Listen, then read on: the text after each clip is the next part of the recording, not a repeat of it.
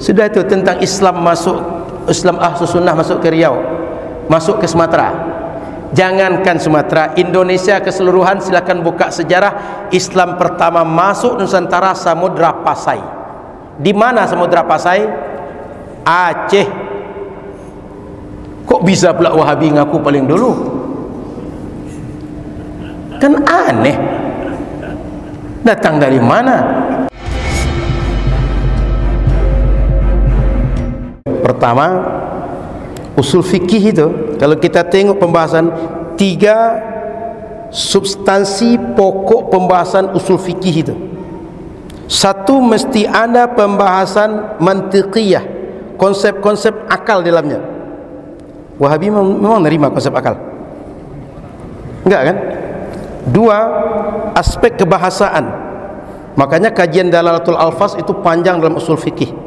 Am, khas, mutlak, muqayyad, mufassar, mubayyan, itu panjang, nasakh, mansukh segala macam, itu aspek kebahasaan dalalatul alfaz. Bahkan harful ma'ani, huruf waw, huruf ba, huruf fa, itu panjang pembahasan ulama usul fikih. Kalau kita kan tahunya huruf jar saja kan, tapi ulama usul fikih itu panjang maknanya. Apakah indikasi makna haram, indikasi makna mubah, makruh, itu panjang analisanya. Contoh kasus, contoh huruf ba itu, ketika kita berwudu, wamsahu biru'usikum, kan huruf ba biru'usikum itu, masuknya ba kepada isim ru'usikum itu, apakah bermakna basuh kepala itu mesti keseluruhan kita usap atau sebagian saja? Saya tak bahas lanjut, tapi ba itu dibahas panjang oleh ulama. Artinya pembahasan usul fikih itu 1, konsep akliyah, 2, konsep bahasa, 3, furu'. Karena usul fikih ini merupakan konsep-konsep furu'. Bagaimana hukumnya menggunakan air, bagaimana menggunakan apa, bagaimana kita nanti berwudu dan segala macam itu dari usul fikih. Asalnya kita menyimpulkan ini boleh dan tidak, ini dia makruh mubah tidak, solat kita itu usul fikih perangkat dasarnya.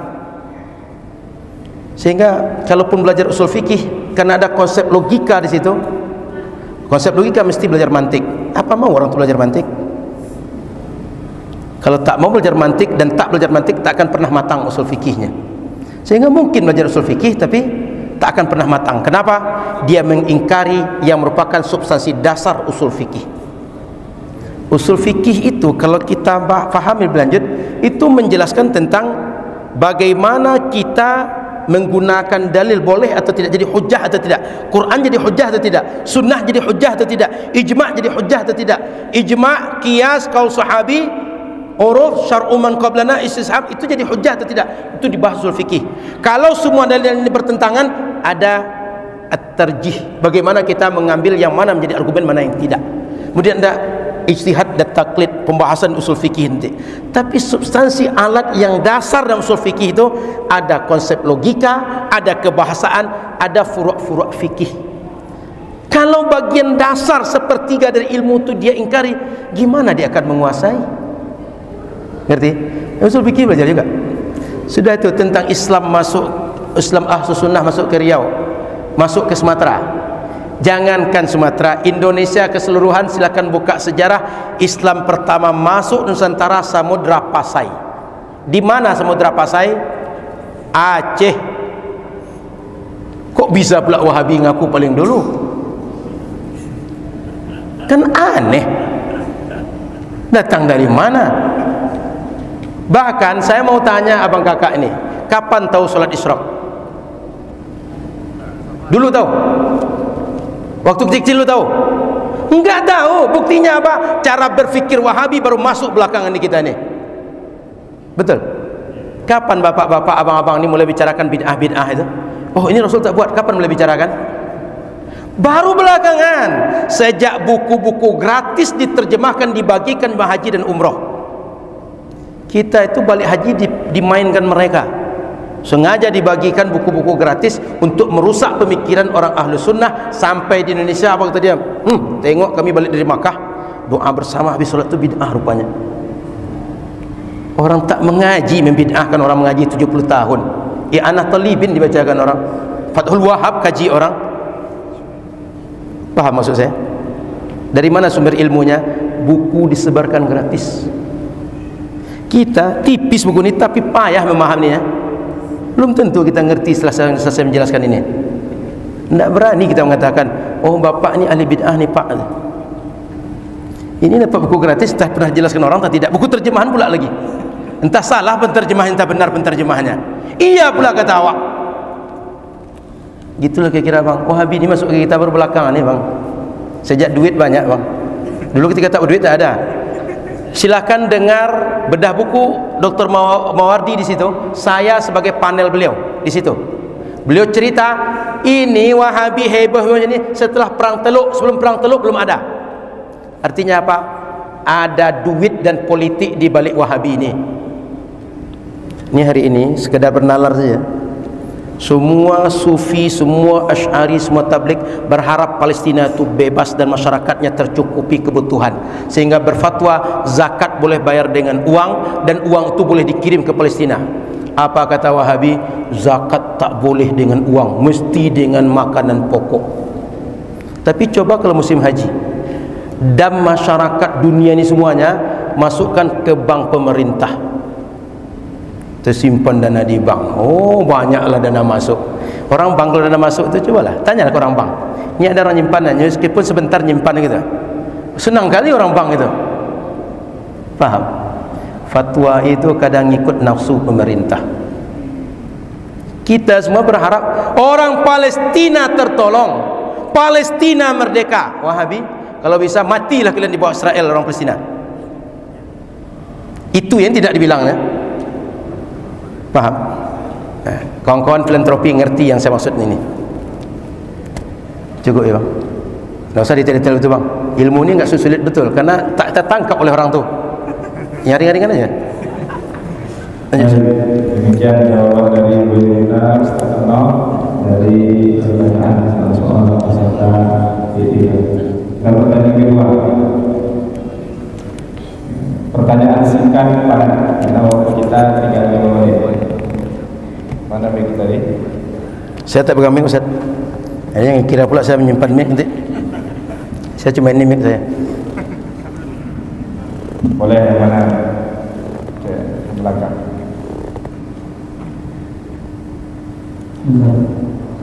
Assalamualaikum warahmatullahi wabarakatuh. Waalaikumsalam warahmatullahi wabarakatuh.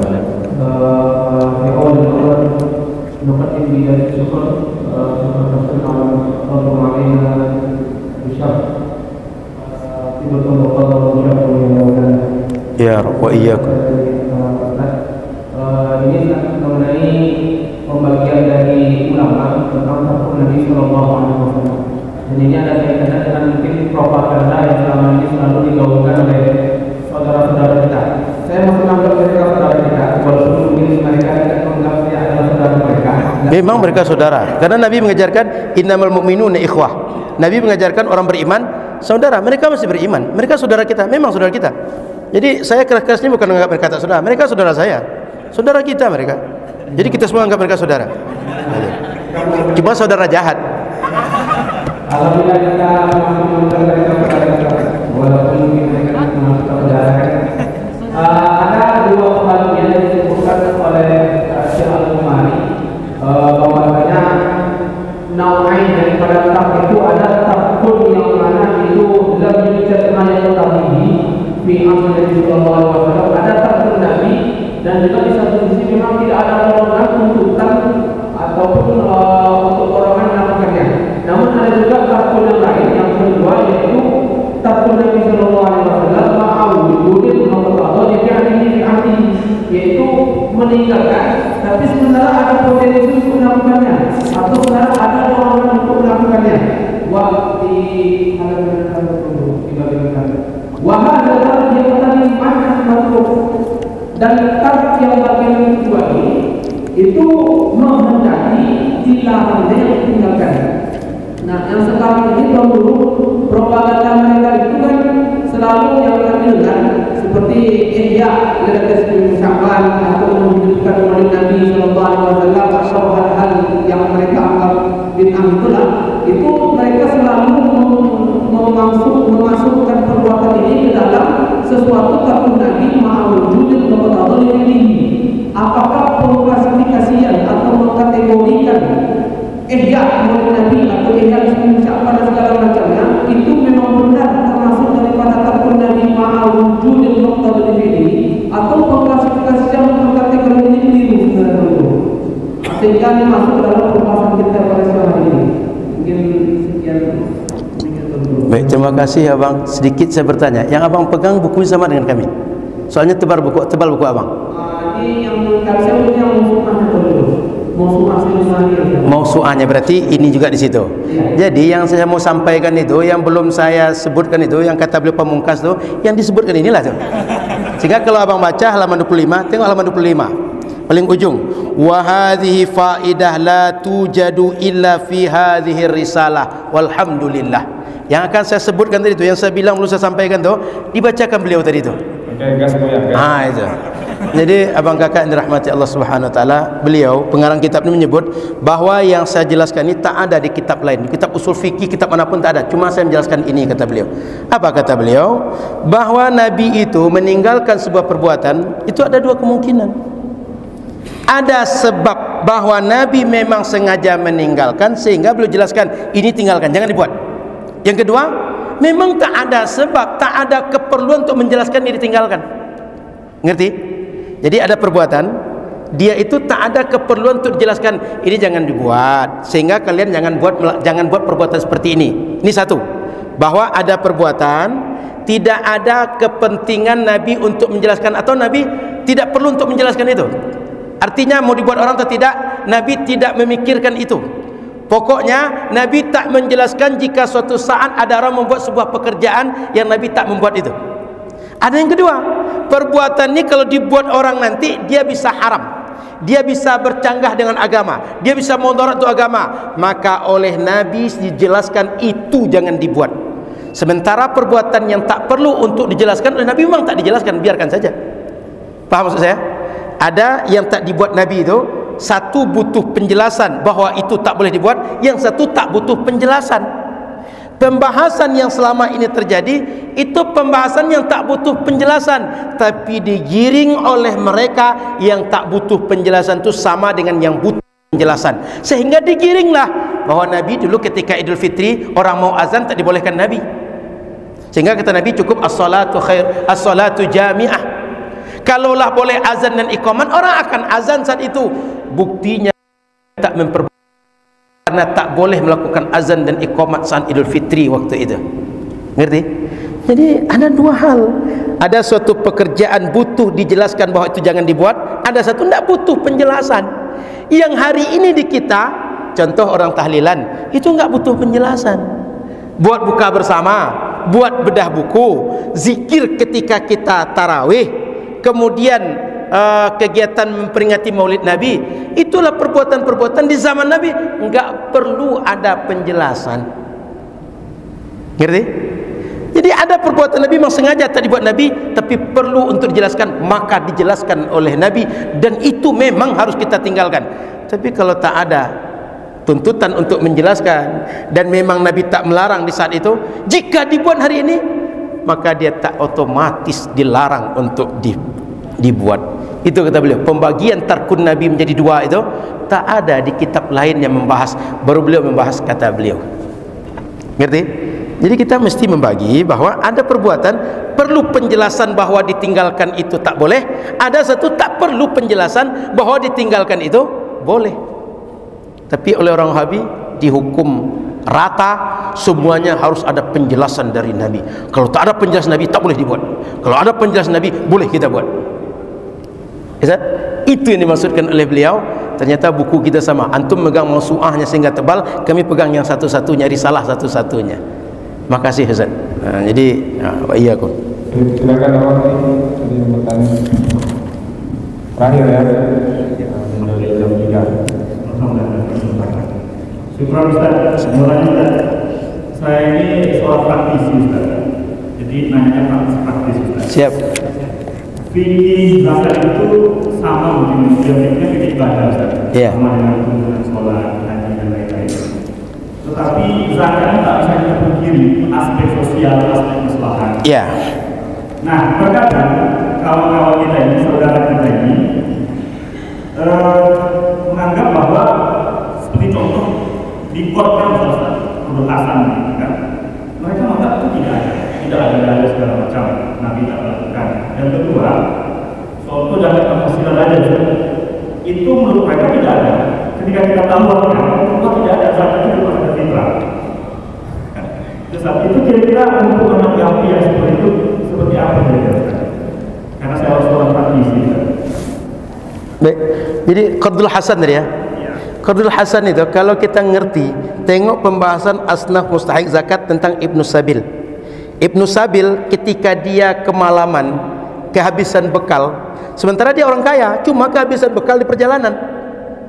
Gimana? Dia dikasih zakat atau dihutangkan dana zakat? Paham? Saya ini crazy rich, apa istilahnya? Crazy rich. Orang kaya sultan lah sekarang tuh.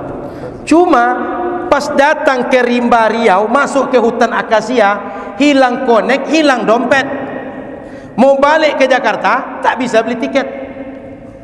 Orang pun tak mau menolong. Saya ini orang kaya pak, cuma tak ada duit sekarang. Gimana saya? Berhak saya dapat zakat? Masa crazy rich dapat duit gitu, dapat duit zakat lagi gitu? Malu-maluin aja kan. Jadi saya tak punya duit. Apa solusi saya? Saya hutang duit zakat, tolong pinjamkan saya duit, nanti dah sampai rumah saya balikkan lagi itu. Itu dalilnya berhutang terhadap dana zakat, qardul hasan. Maka sekali-sekali bukalah kitab-kitab fikih itu. Mustahik zakat tu Ibnu Sabil tu gimana sih gitu? Boleh enggak berhutang? Makanya ada kajian bagaimana hukumnya menghutangi dana zakat bahkan oleh mustahik sendiri. Boleh enggak mustahik hutang dana zakat? Apalagi non mustahik. Ada pembahasan di situ.